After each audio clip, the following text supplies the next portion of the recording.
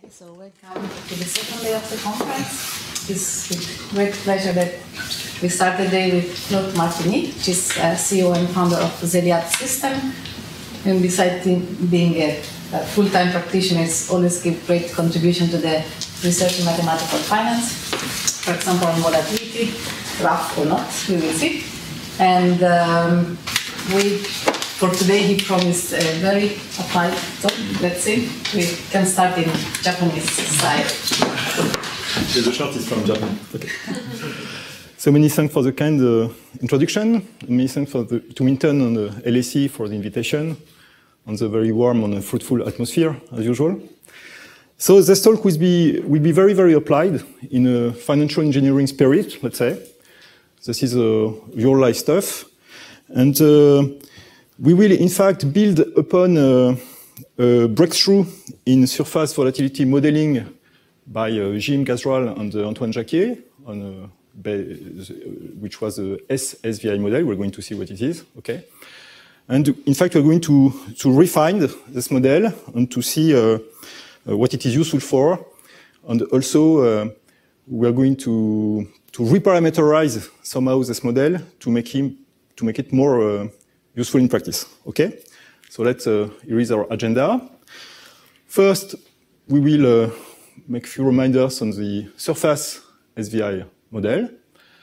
After, we will design an extension of this model, which we think is very useful in practice. The second part will be devoted to obtaining a closed formula for the VIX in the SSVI model or its extension. And the last part will be devoted to, let's say, improving one of the no arbitrage bound obtained by Jim and Antoine in their paper. Okay? So, what do we discuss? First of all, there was the stochastic volatility inspired. So this is the SVI acronym, designed by Jim, I think, or at least it was made public in 2004, okay? And it was used at Merrill before that. This is a very simple formula describing the total variance at a given maturity, okay? So little v here should be understood as the total variance, so t times the square of the implied volatility. Little k should be the log forward moneyness, okay? And you have, in fact, A, B, rho, M, sigma, a 5-parameter formula, which is designed just to account for implied volatility smile at a given maturity observed on the market, okay? This is a very simple formula. So you may think there is not much to say, but in fact there is. The calibration is not so immediate if you want to plug that into Excel or whatever and to do a mean square calibration algorithm. You will have identification problems and you can try to be more clever in some sense. And there is a way to disentangle more or less the role of the different parameters. And we did that with Stefano De Marco in 2009.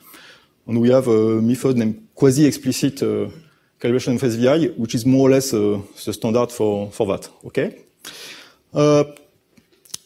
What is surprising also about SVI is that essentially we don't have, at least tractable, no arbitrage conditions, okay?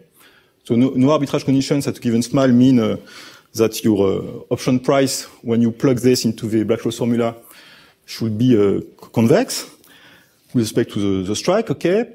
And in fact, there is no, so except in very particular case, maybe when rho is 0, things like that, there is no explicit conditions of the parameter which ensure no arbitrage condition in this way, what we call the no butterfly arbitrage. Okay?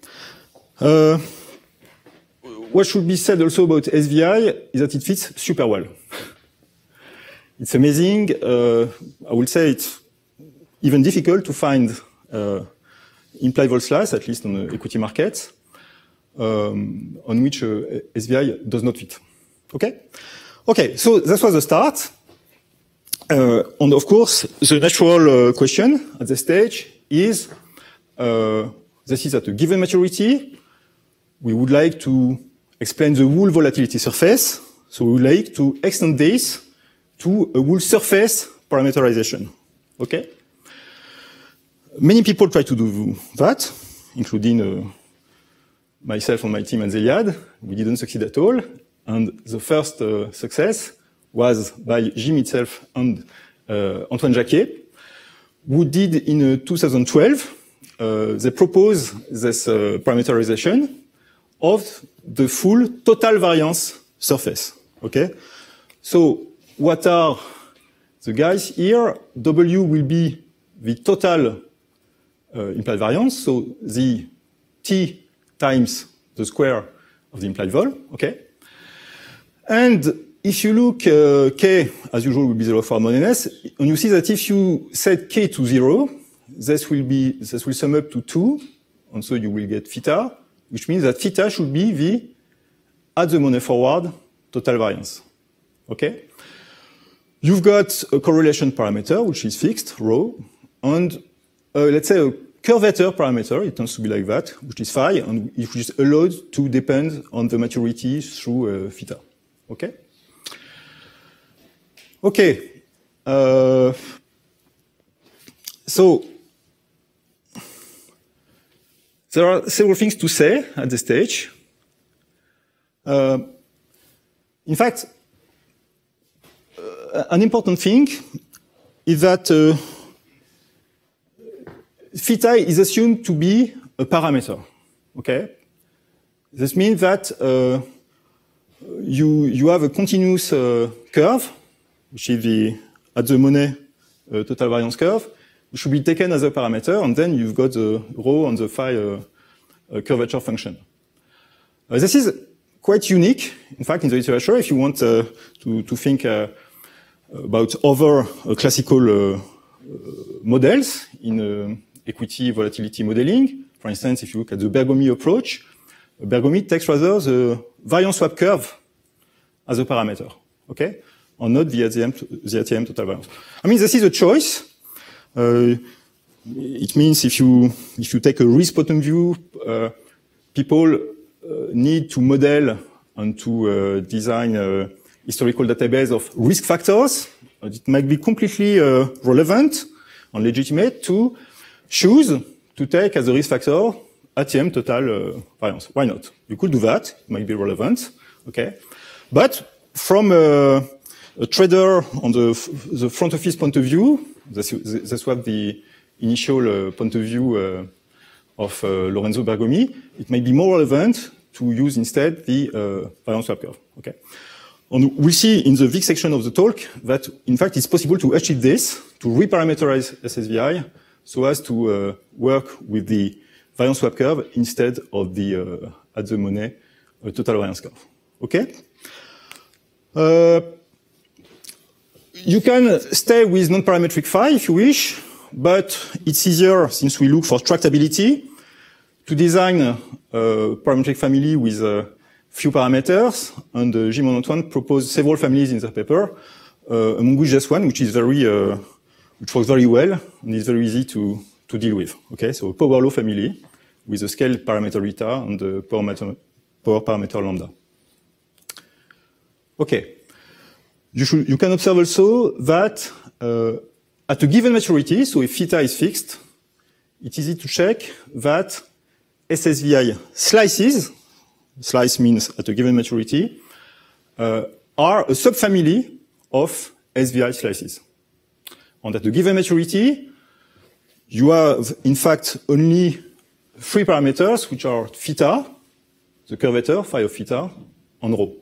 Whereas for SVI, you have 5 parameters. So this means that for a given maturity, it is expected that SSVI will calibrate probably not so good as SVI will do. But the main interest of the surface SVI, the SVI, is that, unlike SVI, we have no arbitrage, we have tractable conditions for no arbitrage. Okay? Here are the conditions.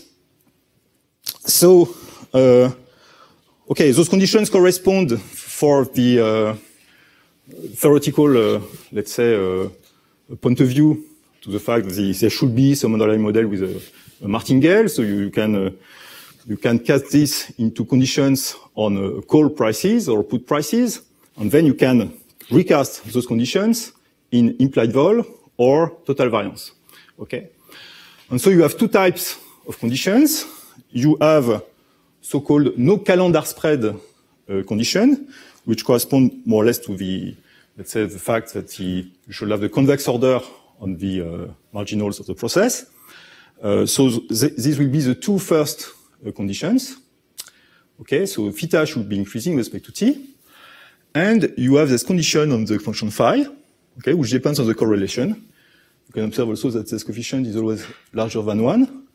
So that depending on the choice of function family you take, this may be always the case if this ratio, this divided by phi, is less than 1. This may be always fulfilled. Okay.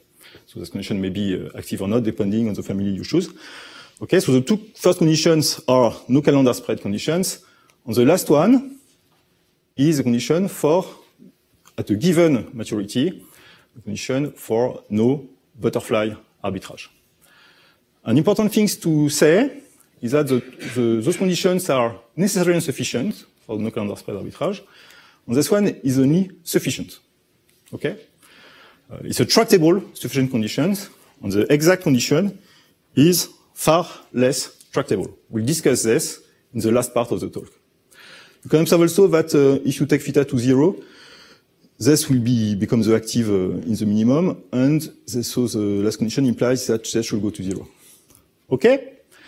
So, this is, I insist on those conditions because it's really an achievement to me, as simple as it may seem, because SSVI is really the first explicit volatility surface model, or formula if you want, with tractable no-arbitrage condition like that. So it's really useful in practice, and it works also.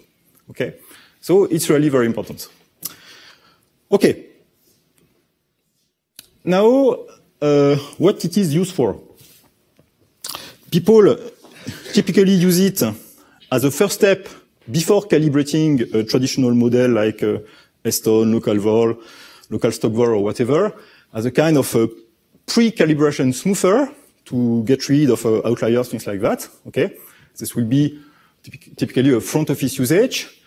But more recently, people started using SSVI to store information, to summarize more or less the information conveyed by the vanilla options, okay, by summarizing this information through the calibrated parameters in SSVI. So you need to store the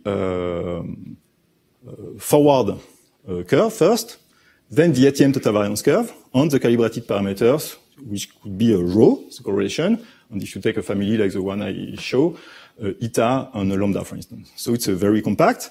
In this way, you can constitute historical databases of implied vol surfaces and use this to design forward-looking risk measures, which are required by the regulator, like expected shortfall or whatever. Okay?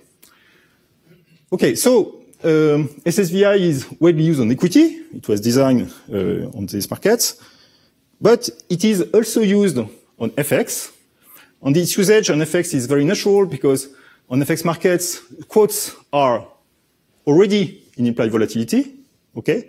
You have risk reversal quotes, which are differences of, implied vol at plus 25 delta and minus 25 delta.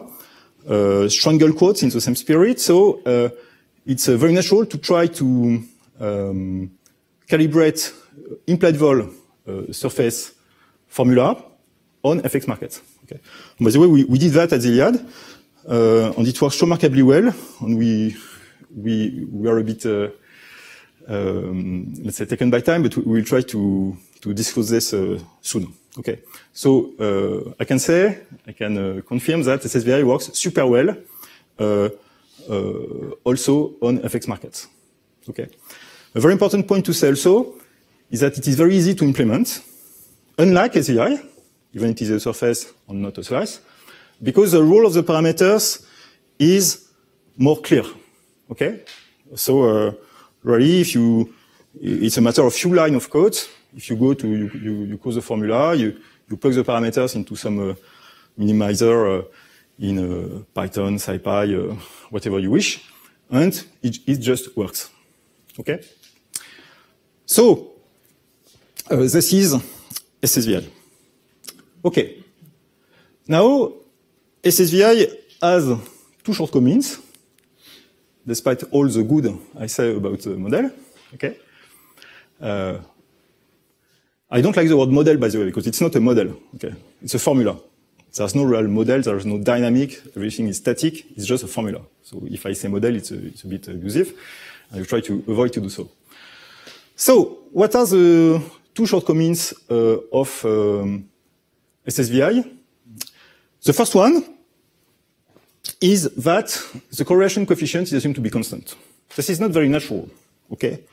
This correlation coefficient more or less account for it's a leverage parameter. It's account for the stock instantaneous wall correlation. Okay, it should be related to the slope of the smile. You don't really see why it should be constant. Okay. And we'll address this point in the first part of the talk. The second shortcomings, which is a shortcoming or not, as I discussed, is the fact that theta is taken directly as a parameter, which, okay, makes SSVI a bit exotic to many people working on the equity modeling. Okay, it would be better to work as a Bergomi with the variance swap curve parameterization. Okay, so let's move forward, and let's start by trying to get an SSVI with a time-dependent correlation. Okay, so what is the motivation for this? You can go to a very simple experiment. Consider that you have a collection of a discrete collection of maturity slices of the market. Okay, and you will calibrate independent SSV slices on each of those maturity. So we'll allow the parameter rho in particular to depend on the maturity. Okay, with forgetting about arbitrage condition. If you do so, it's a very easy experiment to go through. You will get something like that. So typically on equity indexes, at least, a clearly decreasing shape of the correlation between negative values of this order, of this range. Okay? Okay, so they suggest that there is room for improvement by, let's say, allowing rho to be time dependent. Okay? So how to do this? How to do this? On what is the question? If you do this, you will not change no butterfly arbitrage condition, because if the correlation is time dependent at a given slice, you will have the same type of slice as SSVI. Okay? The question is, what happens for calendar spread arbitrage? And of course, then it will be different. And we don't know if it will work. Okay? So how to investigate this? And so we did this, I should have said it at the beginning, with Sebas Hendricks. And this was the master internship of Sebas at Zeliad. Sebas came from the University of Delft under the supervision of Cornelis Oosterlee. How did we do that? We started by considering two SSVI slices, okay, with different correlation parameters, ρ1 and ρ2. And we are going to look for conditions so that those slices attached to two consecutive maturity, let's say in discrete time, we would like those smile to be consistent. This means that it's easy to see that those smiles should not cross. Okay? Okay, so now we are going to enter into the realm of computations. And what is nice that we will use absolutely elementary techniques. Okay, just let's say the approach is interesting, but all the techniques are completely elementary. Okay, so those are our two SSVI slices with two correlation coefficients, ρ1 and ρ2, and there will be no arbitrage if only if we have this condition. Okay, which you can recast like that. Okay. At this stage, it is not very fancy. Okay, and you really don't see very well how to deal with that. I should mention that in the SSVI paper, Jim and Antoine have a section on exactly this, but for SVI slices. Okay, and for SVI slices, okay, they try to obtain conditions so that two SVI slices don't cross, but it's very intricate. Okay, it's very intricate, and I think we cannot really get something out of those computations. Okay, but here it's an easier problem because we deal with SSVI slices with only 3 parameters per slice. Okay, and so there is some hope that the situation is better. Okay, so. It's easy, of course, to get necessary conditions. But look at what happens at some particular points in Moneness. So you get those bunch of necessary conditions. And now, the key point is to reparameterize a bit the problem, just by diminishing the number of parameters in this way. Okay, so you will work with the coefficient of the ratio of theta, the ratio of phi's, and the x will be phi1 times k. So if you do that, you are left with this inequality, okay? Under the necessary condition we obtained before. Okay, and there is no mystery. If you want to deal with that, there is no magic, okay? You need to get rid of the square roots. And to do so, there's no magic, you need to square twice, okay? Because you have 2 radicals, okay? So you do that. So I will go. You don't need to follow in detail the notation, but they will be available in the slides if you want to check this later on. You need to square twice. So some notations here. Capital Z will be the Z2 square, more or less. Okay. And then you need to square again to get rid of the remaining radical. You do that, and you are left, as you can guess, with a 4-degree polynomial. Okay. And the question is, not only it is a 4-degree polynomial in X, but the coefficients of this polynomial depend on the parameters, ρ1, ρ2, and all that. So, I mean, okay, it's not a very pleasant situation. And then there is a miracle, okay, which is the following, which is really related to the exact shape of SSVI. The miracle is that this polynomial reads like that. Okay, so it's very easy, in fact. It's x squared times a necessary second order polynomial. And so, at least regarding the degree of the polynomial, okay, there is no problem. You can deal with that. Okay. We are interested by crossing points, which are exactly roots of P. And so, it's easy to see that 0 is not a crossing, is not a root of the initial problem. I mean, it's not a crossing point. So, the interesting points are the roots of Q. Q is a second order polynomial, so you can compute anything. Okay, you have the discriminant. Okay, but okay, the situation is not over because the point is that these roots depend on the parameter in some complicated way.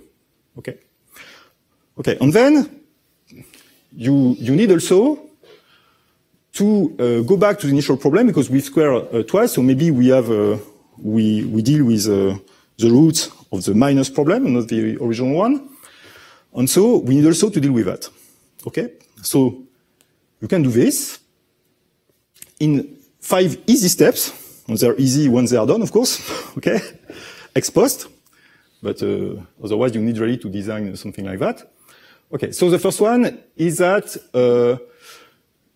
you have easy conditions to, on the Z we introduced a few slides before, to identify let's say crossing points. Okay. After, you can show that regarding the dependency in the parameter, okay, in fact, this key quantity does not change sign. And then you can look at a special solution, which is the point which will make the discriminant 0, okay, where the roots will coincide, okay? And at this point, of course, the situation is easier, and this is the key point of the proof, and so you can find the sign of this quantity, which is the same for all parameters due to the second point, okay? So if you do so, there is the last technical point, which is this one, which is easy to obtain. And if you put all this together, in fact, we have solved the problem, and we have obtained a necessary and sufficient conditions for the smiles to intersect. Okay? Remember that theta is the ratio of the thetas, and phi is the ratio of the phis. Okay? So everything should be expressed in terms of phi 1, phi 2, theta 1, theta 2. Okay? This is very nice, because it's easy, it's tractable, and it's already useful from a practical point of view. Why? Because we have, in fact, so explicit conditions for the consistency, the time consistency of two slices like that. So we can combine those conditions. And after, okay, if you want to interpolate to get a full relativity surface, there is a simple way to do that, which is also in the SSVI paper. Okay, what is the point? You want to interpolate between two slices so that the interpolation remains arbitrage-free. And so you want for the intermediary slices to satisfy no butterfly arbitrage. And also, you want the intermediary slices to satisfy the no calendar spread arbitrage with respect to the two bracketing slices. Okay? And there is an easy way to do that, which is very natural, is to take for the intermediary prices at the price level, not at the vol level, at the price level, the convex combination of the prices at the same log4 harmonious level at the two bracketing maturities. Because if you do this with a combination which does not depend, of course, on log4 harmonious, which will depend only of the time, you will have a combination of prices which do satisfy the no butterfly arbitrage, so the convex combination will also satisfy it, and you will take a convex combination so that the no calendar spread condition is satisfied also. Okay? So there are plenty of ways to do that. You just need to select a scaling function between the two total variants, the two slices, and in this way, in fact, this result is already of practical interest. Okay? I will probably drop the next slide with just a reformulation, which is not very useful. Okay. Now, okay, this was somehow simplified discrete time setting. Now let's go to continuous time. Okay, we do this in a very natural way by letting the maturity attached to the slides going to each other.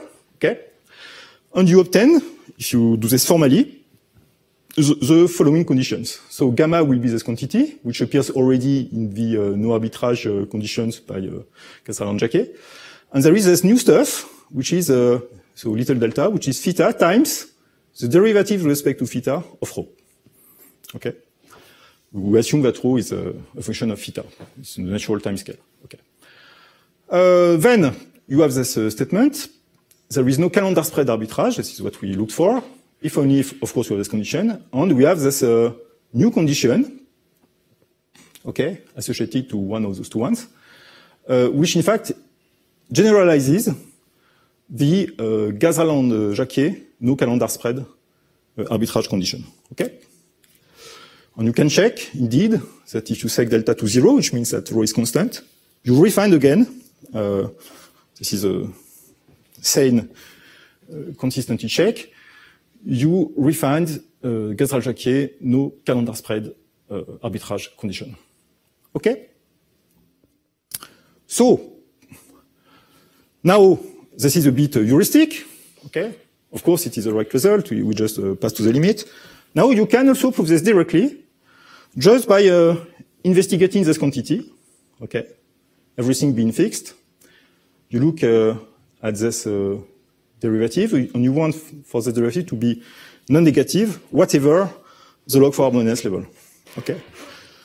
And you can do this by using exactly the same kind of tricks as in the discrete time setting, and you refine exactly this result. Okay? Good. So we are quite happy because we have obtained something which generalizes the no arbitrage condition in a correlation-dependent setting. Okay. Now, those conditions are not super nice, okay? But it's easy to get something more fancy from them, okay? How do you do this? Okay, you see you have these conditions, so the delta should be plus rho gamma should be between those conditions.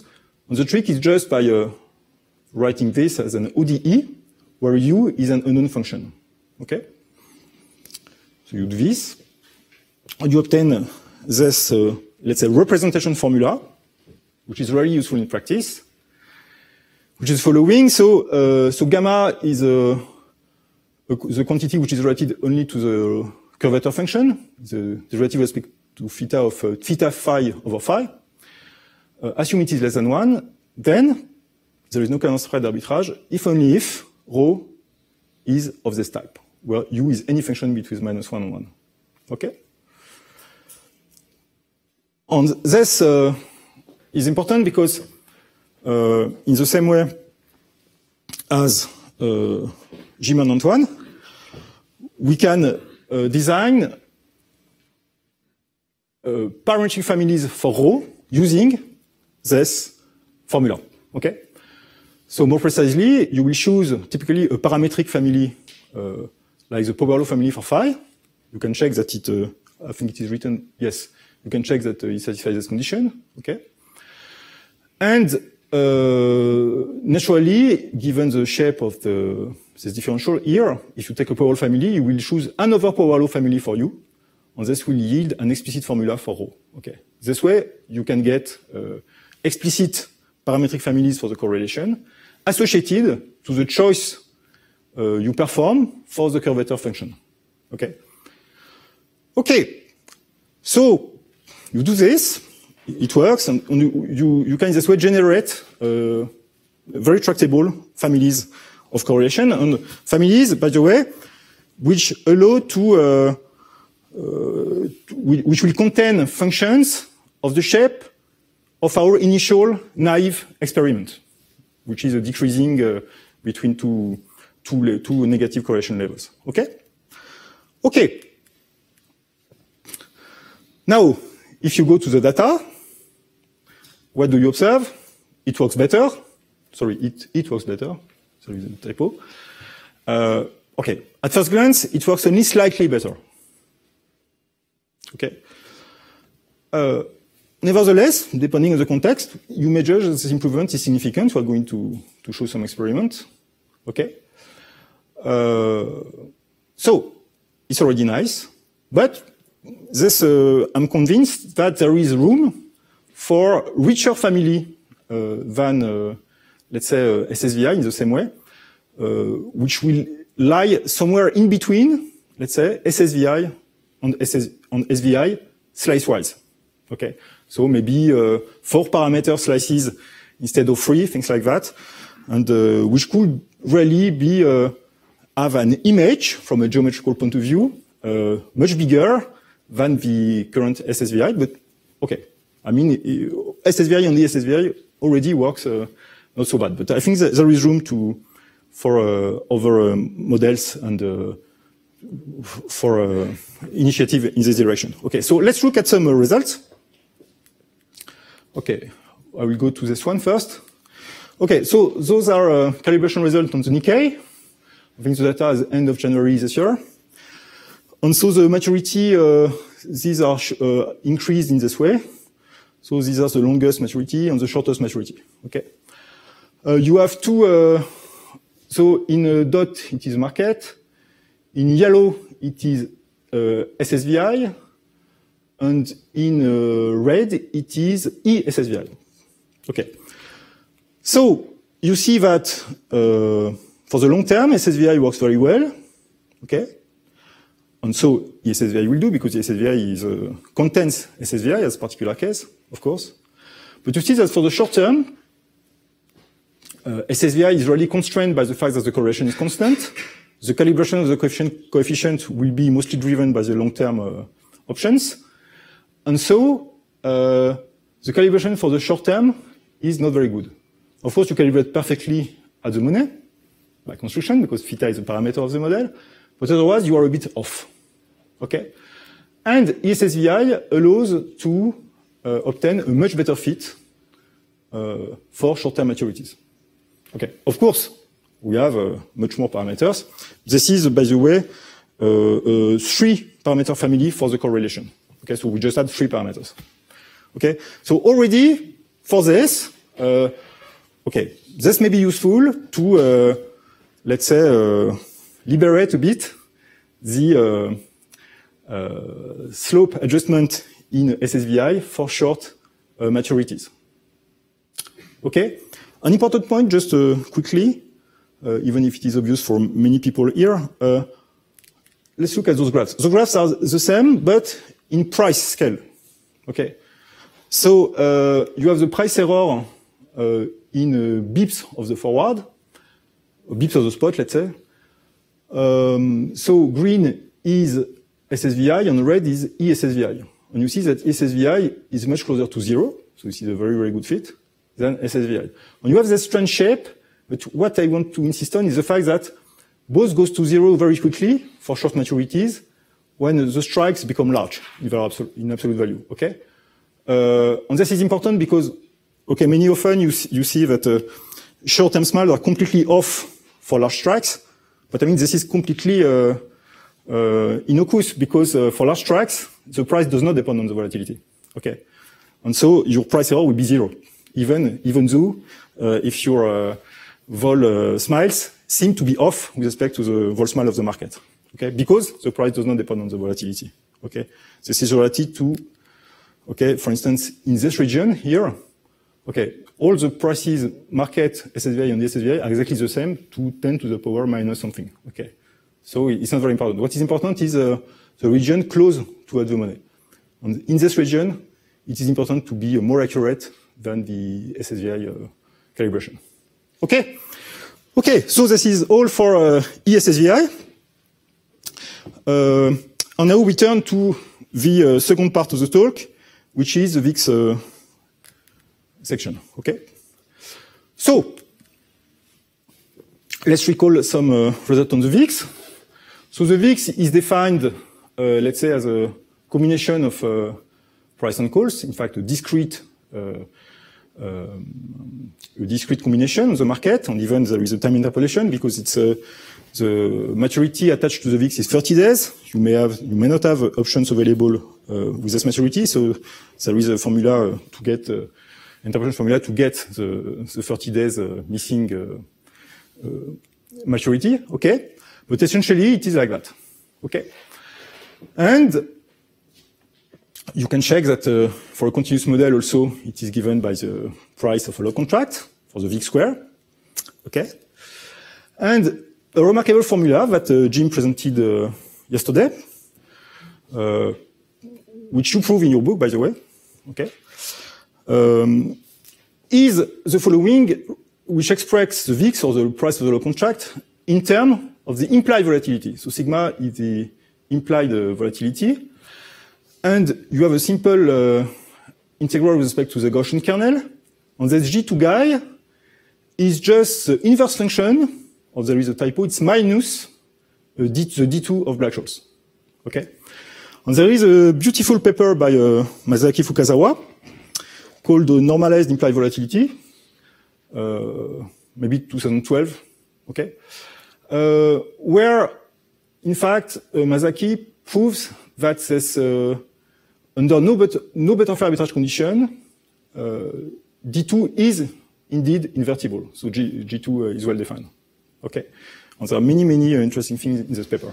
Okay, so you have this great formula. We know we have a formula for this guy, which is SSVI, and so let's compute it. Okay, and so the following slide is the nicest slide of the whole conference. No, not this one. Yes, this one. Okay, so let me go back. Okay. First, you have general properties of G2, which are proven by Masaki. Okay, so you can you have some let's say control over the G2 function here. Okay, and you have an explicit equation related G2 and the sigma of G2. Okay, and so you can in fact apply this to SSVI. So it's not completely straightforward, but it is much easier than what we did before with the root of the polynomials and all that. Okay, if you try, if you do it naively, maybe you will be stuck at some stage, but it's not very difficult to go to the end of the computation. Okay, so if you do that, I skip this brilliant slide here. Okay, just which describes completely the route to follow to get the result. The key is to try to obtain an expression for this guy. Okay, you do that. Okay, you get eventually some quadratic equation which are easy to solve, and then you get the following very nice formula for the guy inside the integral. Okay. So you've got something like that. So minus BZ plus square root of quadratic expression with coefficient ABC, which depend on the SSVI parameter here. Okay, so U is theta phi, and there is the rho parameter. By the way, it can be also ESSVI, because here we work at a fixed maturity slice. So it works also for ESSVI. Okay? So you have this, and now what do? We want to integrate the square of this guy with respect to the Gaussian kernel. And so it will work, because when you square, you will have a Z2, and you will have the cross term, but the cross term will disappear by symmetry. Hopefully. Okay? So you do that, and you get this wonderful formula, which is here. So which is explicit for the square of the Vx in SSVI or ESSVI. Okay? So it's just an application of the Matizin, Gezral, Fukazawa formula. Okay. Okay. What is it? Maybe some properties before discussing what it is useful for. Okay. You can check the following, so V is a V square here. You can check easily the following properties. As it should be, it is non-decreasing, at least under this condition. It is larger than theta. This is easy to prove. Okay. Okay. Now, what is this formula useful for? Okay. It is useful for instance, when you work on a Roth-Bergomi model. At some stage, you need to back up the Xi0 curve, which is a variance swap curve. And for this, you need to go through the Vx formula for each maturity slice, computing. So you plug, even if you use SSVI, you plug the SSVI formula in Black-Scholes. You do some numerical integration for each maturity, and you back up in this way the Vx. Okay. So this is numerically error-prone, computer-intensive, and of course, it's much once you have your calibrated parameter, if you can use directly now this formula. Okay. So even just for that, it is useful. Okay. It is also useful for the following, for the, let's say it's also useful to get rid of theta somehow. Okay. So the idea is to try to now use the Vx curve to obtain let's say an SSVI à la Bergomi. Okay. So what does this mean? So V square reads like that, where Xi naught is an instantaneous forward variance curve, and this is a key parameter in the Bergomi parameterization of volatility. Okay, and now equity traders, they live with let's say bid-ask spread for the instantaneous forward volatility. Okay, or variance. So Xi naught is a key object on the volatility market nowadays. Okay, so it would be nice to have SSVI parameterized by Xi naught instead of theta. Okay, and we can do that just by inverting the formula we have obtained. Okay, so we do that. So sorry, just to explain a bit because this is a bit quick. Okay, by inverting, okay, you just here everything depends on theta. Okay, and so if you have some parametric form depending on the parametric function, you can hope to keep this guy and back up theta from this equation. This is what I mean by inverting. Okay. Okay. So you do that, and you obtain the a realm of more or less nice formulas. Okay. For instance, a one which is a priori completely useless when rho is 0. Because rho is never 0 in equity markets, okay? But when rho is 0, you can do the computations completely, okay? At least for this particular function phi. In practice, when you calibrate, by the way, the power law family, very often lambda is very close to 1/2, and so the shape is natural. So if you do that, you have an explicit form, and you can back up theta as a function of the VIX curve in this way. And so now you can plug this into the SSVI or SSVI formula and obtain an SSVI à la Bergomi. Okay, which is much more, let's say, free-hand somehow with the traditional volatility modeling approach. Okay, you can do after small parameters expansions, like the same, but for okay, if you take eta as a scale parameter, more or less in the Guillon-Bergomi spirit. Okay, you've got these relationships, and you can do things also. With a general correlation on the, okay, on the things that's all, more or less. Yes, sorry, just going back. Okay, that's all for the VIX section, okay. Okay, so, thanks to the Fukazawa formula, to sum up, Gazral, Mantissin, Fukazawa formula, we managed to, let's say, reparameterize SSVI in a more variance swap curve approach, which I think is important in practice. Sorry, let me ask you something while I still remember. So if you do this, and you're an equity derivative trader, and you decide to parameterize everything using the variance swap rather than using at the money vol, but because the smile you generate, let's suppose you're using Bergomi model as your valuation model, then because the smile you generate with the Bergomi model is not the same as SSVI, then now you're not going to match at the monies anymore. And I mean, okay, agreed. Now, I mean, my point is rather that,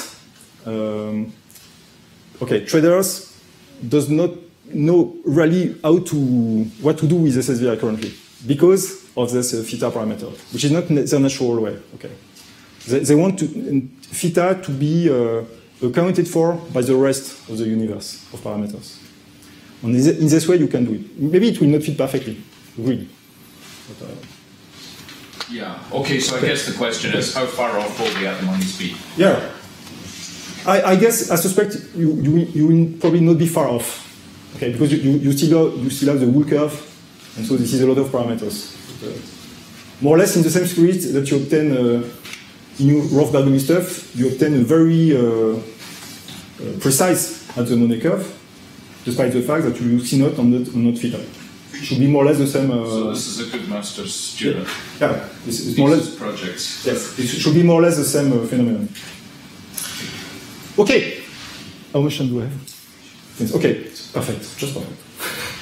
So we turn to the last part of the talk, which is a very naive somehow, but which tries to say something about the fact that the no butterfly arbitrage, if you remember, obtained by Gilles and Antoine, is tractable, but it's only a sufficient condition. Okay.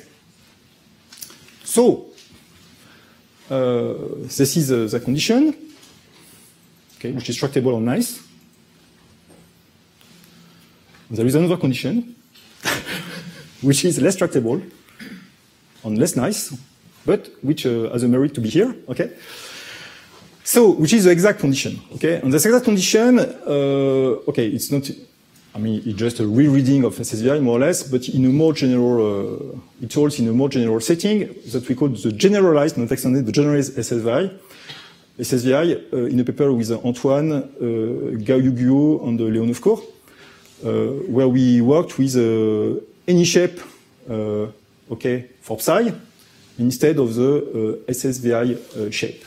Okay, so we try to generalize SSVI to other shapes. Okay, so we have this this formula. We take the infimum over some domain which is defined in this way. So it's not super pretty. Okay, okay, but it is well defined, and it depends, of course, on theta and rho in our case.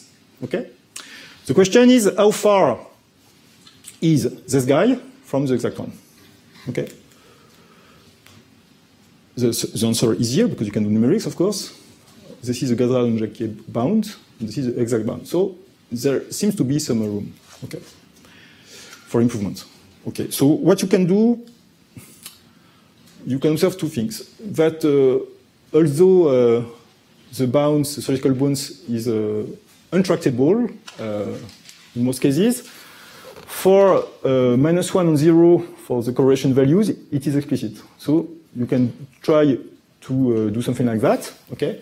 And to design some correlation interpolation so as to obtain an approximation of B, which is satisfactory. Okay. So it is easy to see that for large theta, beta is explicit for any correlation, so this will drive the choice of the interpolation coefficient.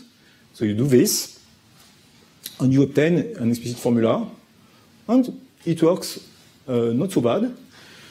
So what are these graphs? These are the bracketing uncorrelated and anti-correlated exact parameter. Okay. This is a numerical exact, and this is a proxy. Okay. So the explicit proxy, which is tractable, is quite close to the exact one. And an important point, by the way, and I think we don't know how to prove this, but it is clear, at least empirically, is that it is below. So if you use this at an upper bound, it will be exact. Okay. Should have it been on the other side, it would have been, let's say, less useful. Okay. Okay. So you can do after that. You can do experiments. If you go to the whole chain of conditions with all the parameters, for instance, in the power law model, the power law curvature parameterization, here is what you get. So this depends on the maximum of the theta you work with. So this is Ghazal-Jacquier bound. This is the tractable approximation on the exact one. So you see that it's a significant improvement. Okay. This being said, I must confess that we checked on very many equities, indexes, the usefulness of this improved bound, and in practice, the zone never appeared in the data. Okay, so it's interesting to have a new, more precise upper bound, but it seems that the tractable initial bound by Gilles and Antoine is sufficient in practice. This is our experience. Okay, and okay, I think I can skip this, and probably I can stop here.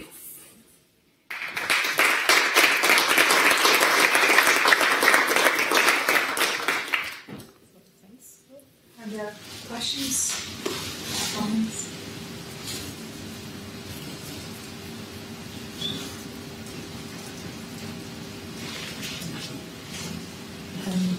Maybe I will just say an additional word of caution, something I wanted to say, but I forgot. You can wonder about the usefulness of implied void surfaces because, okay, this is more or less an old story. We want to match vanillas. Okay, this is a 20-year-old problems. You've got Dupere local volatility, and even more other family of models like stock vol, local stock vol, and so. But this is not completely true, because, for instance, local vol in Dupere is non-parametric. And so the problem of calibrating a non-parametric local vol is ill-posed. You will have information of your local vol in the zone where prices are available, where there is some gamma on the market. But for instance, in the wings, you will have no information. So you have a complete freedom to extrapolate your local vol. Okay? And so everybody in practice has a different answer to the issue of building a local volatility. Okay? And so a good concept will be a parametric local vol. But there is no consensus. There is no established consensus about a parametric local vol, which will be sufficiently rich to fit most markets. Okay. And in fact, we have a good candidate here, which is the equivalent local volatility associated to the SSVI or ESSVI model. Okay? This should be defined with care, because we might run into some singularities, things like that. We must check gross conditions, so the solution to the SD associated to the local vol is well defined. But given the quality of the fit of SSVI or ESSVI, probably we have a model, because it's not anymore a surface, now it is a model, because it is of local vol type, so you can price other things with this local vol, which is parametric, on which fits super well. Okay? So this might be also, this equivalent local vol of SSVI or SSVI might be a very good candidate to make everything agree on the local vol approach.